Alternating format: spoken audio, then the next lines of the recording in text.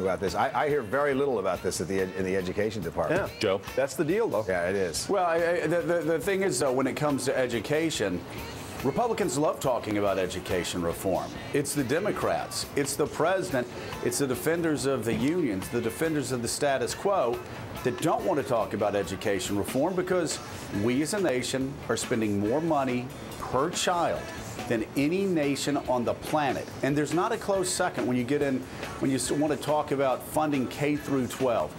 The fact of the matter is the system is broken. And it has been the Democratic establishment over the past generation that's been defending that broken status quo. That is just ridiculous, Joe. Oh, come on. You know, Howard Dean, Dean, something like that. Howard Dean, you can say charter schools are being started all over this country, and they're being started by kids by young kids who probably voted for Barack Obama. Joe, that is the most ridiculous statement you've said that I've been on the show in the last 2 or 3 years. You know what, Howard Dean, you can say all you want to say. The Democratic Party in Washington, D.C. has been the defender of teachers unions that for a generation have stood in the way of reform, just like they're doing right now in New York City. Excuse me, I work for a charter school that's run by the American Federation of Teachers, Joe. Knock it off. This is a ridiculous conversation. Howard, you can say this all you want. You know you're not telling the truth. I am telling the truth. Teachers unions in East New York. I'll take you to this school. Maybe we should go to the school someday together, I'm Joe. not talking run about by the American Federation of Teachers. The last time I looked was a teachers union. Yeah. And let me just say, we now know why they started a charter school, just like I knew when they opened it up, that it was so you could have that talking point. A generation of teachers unions standing in the way of real reform that Democrats want, that Republicans want, that independents want. The fact of the matter is the establishment Democratic Party in Washington, D.C. has been defending the status quo for years, and you know it. Well, we'll go out and take the C train out to East New York next time, and let's do one of these live shows from out there, and that'd be a lot of fun. I love it. All right. I would love to do it, and I just hope that more than just opening up a charter school for a for a nice little PR talking point, I hope the teachers unions will actually start talking about real reform nationwide, and maybe they'll stop standing in the way of the plan to reward great teachers in New York City. Right now, they don't want great teachers to be rewarded. This is a ridiculous conversation. They have the contract you want. It is not. In Washington, D.C., that contract exists today, and the American Federation of Teachers was part of that. In Washington, D.C.,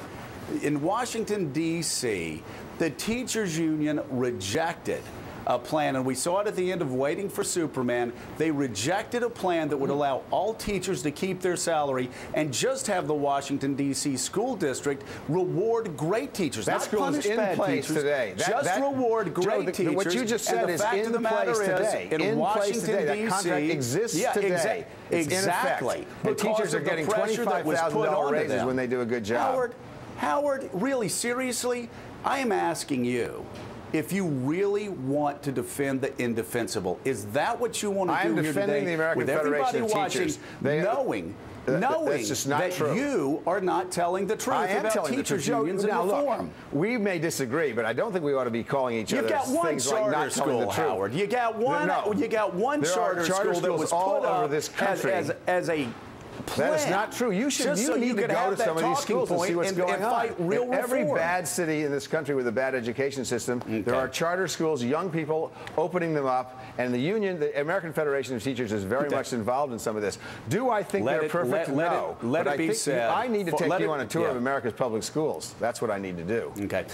You know, Howard, actually, I've been fighting for education reform for the past 15 years since I was in Congress, and every time we tried to reform schools in Washington, D.C., in the Anacostia area, where the students were in the worst public schools in America, it was the Democratic Party on the House floor and on the Senate floor and in the White House that stood in the way. I do not need lectures from you on education reform. You don't reform things, Joe. You do not in Washington, D.C. You do not reform things by attacking teachers. You do not reform things by starting by attacking teachers. No, you can't do that. I know. I love teachers. In fact, I love teachers so much, you know what I want to do? I want to go along with all of these great reformers that want to pay great teachers more. Because what do I say on this show, Howard Dean?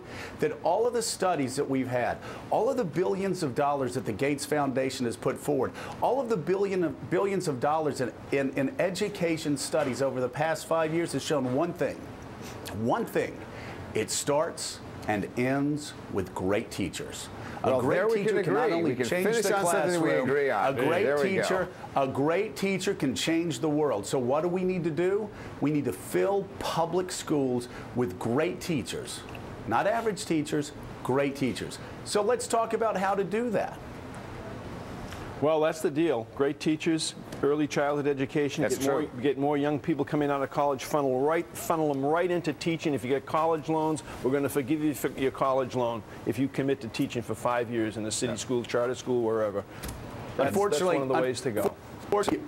Unfortunately, Mike, you can't do that because, as we've seen over the past 5 years, teachers' union rules require that the first in, those great young kids, are the first out.